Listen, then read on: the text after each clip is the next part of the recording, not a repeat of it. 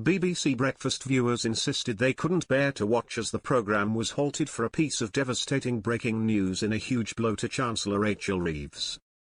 Correspondent Ben Boulos had the details as UK inflation rates rose to 3.8% in July, explaining, "This figure is important to us all.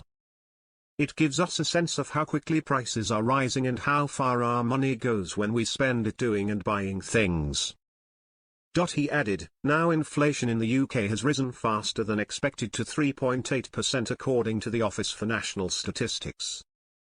Now that compares with 3.6% in June, so that tells us that average prices rose more quickly in July than they did the month before. Put really simply, it means if you spent £100 on a range of goods and services a year ago, those same things would now cost you £103.80.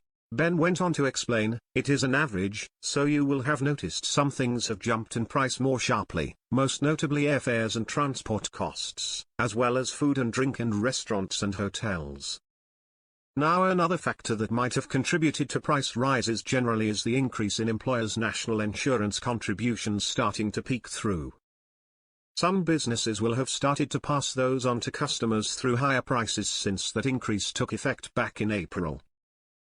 There was more bad news for anyone with a mortgage, as Ben added. Now this figure for July is nowhere near the peak of recent years when inflation hit more than 11% at the end of 2022, but it remains almost double the Bank of England's target of 2%, and that's why the bank has not cut interest rates as quickly as people with mortgages and other loans would like.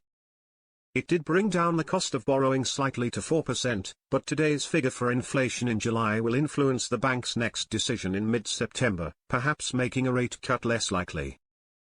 One disgruntled viewer tweeted in response, "Can't bear to watch, crying emoji. My poor bank account." Somebody else said, "BBC can tell you all the bad news but never any good news. Strange." Someone else posted, "Government increases costs for businesses to do stuff. We have to pay more for stuff." Not a huge surprise, the old domino principle.